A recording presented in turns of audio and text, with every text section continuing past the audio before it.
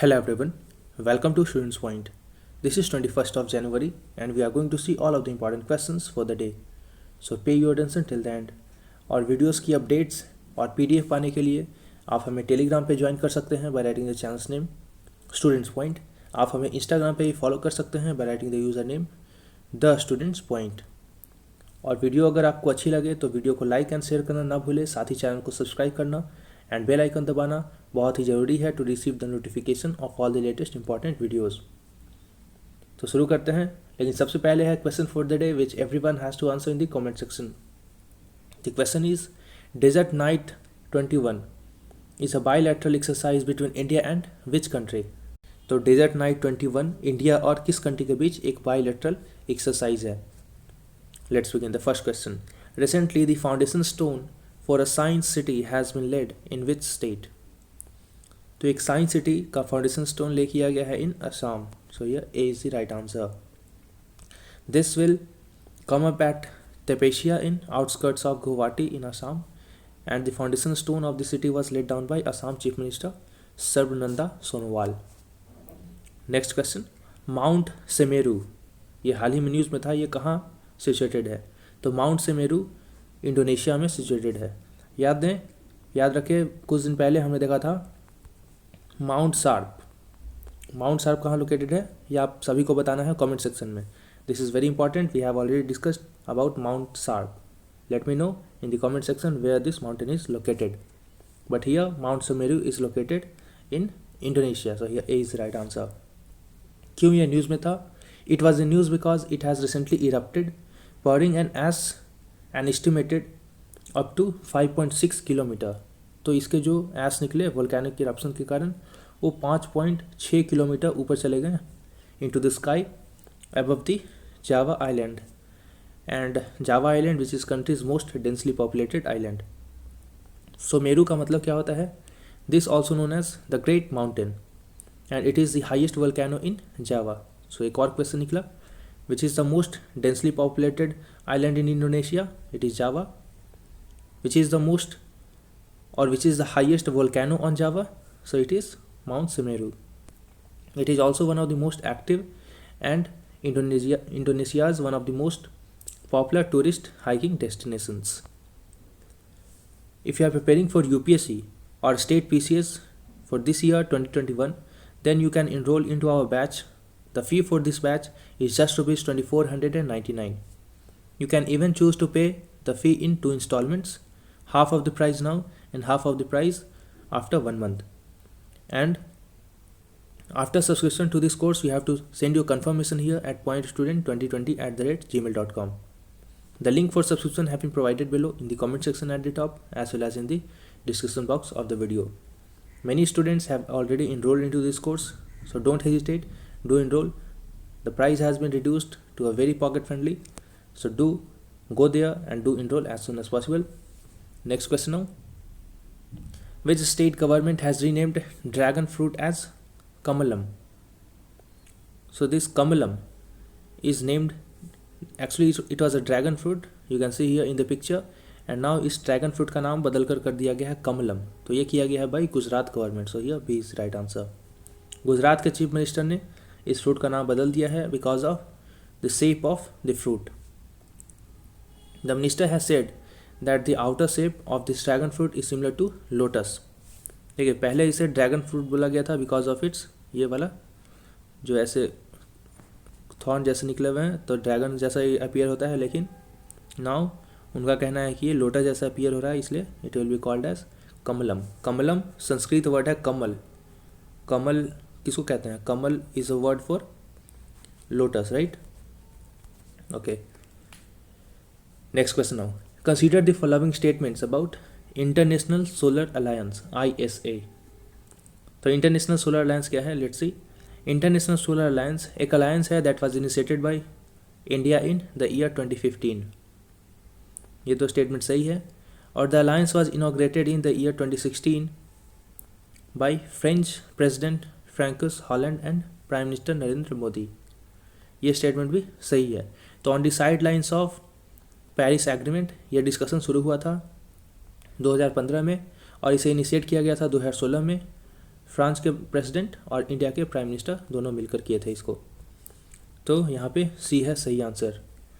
It was proposed by prime minister Modi in 2015 and later in 2016 it initiated. At present इसके members हैं 121। बहुत कम chances हैं कि इसके मेंबर्स का नंबर पूछे आपसे, but still you can have a look here, क्योंकि नंबर्स तो बढ़ते रहते हैं, कुछ new members can be added here, but still have a look that at present it has 121 members. It is headquartered in Gurugram in Haryana. Next question now. Who addressed the first national conference of states on logistics? So it has been addressed by Piyush Goyal. So here C is right answer. Piyush Goyal ने पहले national conference of states on logistics को address किया है। वो कौन है? Piyush Goyal is the minister of commerce and industries. He said that the National Logistic Policy, which is under consultation along with the National Logistic Council and State Logistic Coordination Committee, will work as a template for better coordination and integrated development for logistics center. The minister said that the logistics is all about 5 R's. ये 5 R's क्या हैं? तो getting the right product in the right direction, at the right place, at the right time, and to the right consumer. I repeat it once again. Very important 5 words: right product, right condition, right place, right time, and right customer. The sixth question now. Viswanathan Santa, who recently died, he was an oncologist. So here B is the right answer. He is known for his efforts towards making quality and affordable cancer treatment accessible to all patients in her country. And she was also conferred Raymond Magsaysay Award in 2005. And recently, because of her demise, Prime Minister Modi has expressed grief. If you have found the video useful till now, then don't hesitate to like the video and share the video with your friends and loved ones. Also, don't forget to press the subscribe button and the bell icon. This will help you to receive all the notification of all the important videos. Now the seventh question. Which one of the following is not member of BRICS? So it is quite obvious. Bangladesh. Bangladesh is not a member of BRICS. Which are the members? It is Brazil, Russia, India, China, and South Africa. BRICS. It is an acronym for grouping of world's leading emerging economies, and it does not exist in the form of organization, but it is an annual summit between supreme leaders of 5 nations. So इसका कोई organisation नहीं है, बल्कि एक इसका summit होता है हर साल, और इसमें सुप्रीम लीडर्स या हेड ऑफ गवर्नमेंट आकर मिलते हैं।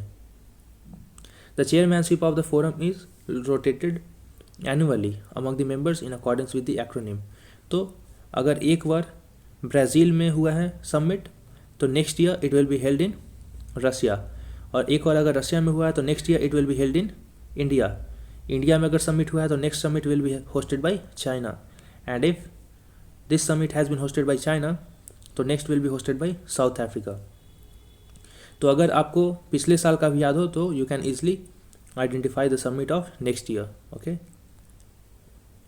Or together, BRICS account for about 40% of the world's population and about 30% of the world's GDP. So it is a critical economic engine for the world. Next question now. हाल ही में 7 countries ने अपना voting right in the United nation general assembly खो दिया है। तो उन्होंने अपना voting right क्यों खोया है? Because of which reason? So they have lost their voting right in UN general assembly because of unpaid dues. So ये C is the right answer, C. ये 7 कंट्रीज कौन कौन से हैं?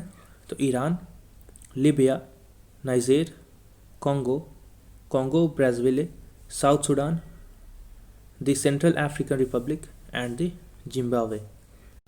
तो क्यों इनसे वोटिंग राइट छीन लिया गया? सी, यूएन चार्टर ये कहता है कि किसी कंट्री का जो अमाउंट पे करना होता है फॉर 2 ईयर्स, हर साल उन्हें कुछ अमाउंट पे करना होता है, तो जो भी अमाउंट उन्हें पे करना है वो 2 साल से अगर उनका अमाउंट ड्यू हो या फिर उससे ज़्यादा उनका अमाउंट ड्यू हो, यानी कि एरियर हो, यानी कि उन्होंने ये अमाउंट पे नहीं किया हो, इन दैट केस उनका मेंबरशिप छीन लिया जाता है। तो ये 7 countries have been unable to pay their amount for the amount equal to previous 2 years. That is the reason why their voting rights have been taken away. The ninth question now. One of the oldest train of Indian Railways, Howrah Kalka Mail, has been renamed as.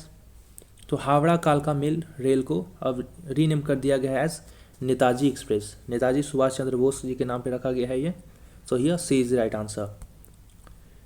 Indian Railway have renamed this train just a few days before the birth anniversary of Netaji Subhash Chandra Bose on January 23rd, and India will be celebrating 125th birth anniversary of Netaji Subhash Chandra Bose. Howrah कालका mail को ही क्यों चुना गया? Because यही वो train है जिससे माना जाता है कि नेताजी जब अपने घर से स्केप किए थे तो उन्होंने इस ट्रेन का यूज़ किया था from Bihar's Gomoh after escaping from his house in Kolkata in the year 1941. The next question now. Border Gavaskar Trophy recently news is related to. तो ये बॉर्डर गवास्कर ट्रॉफी जुड़ा हुआ है क्रिकेट से. सो ये A is the right answer. ये ट्रॉफी हाल ही में India ने ऑलरेडी इस ट्रॉफी को जीत लिया था, बट इसे रिटेन किया है by winning the series again by 2-1. 4 मैचों की ये टेस्ट सीरीज थी जिसमें फर्स्ट टेस्ट मैच इंडिया हारा था, second India won, third draw हुआ, fourth India again won by 3 wickets. और ये खेला जाता है बिटवीन ऑस्ट्रेलिया एंड इंडिया, और इसका नाम रखा गया है after the Indian cricketer Sunil Gavaskar and Australia's Allan Border. इसीलिए इसके बोला गया है बॉर्डर गावस्कर. और पहला एडिशन इस गेम का खेला गया था इन the year of 1966-1997. I hope you have found the video useful. Then don't hesitate to like the video and share the video with as many friends of yours as you can. Also subscribe and press the bell icon. We will meet again in the next video. Until then, stay safe and thanks for watching.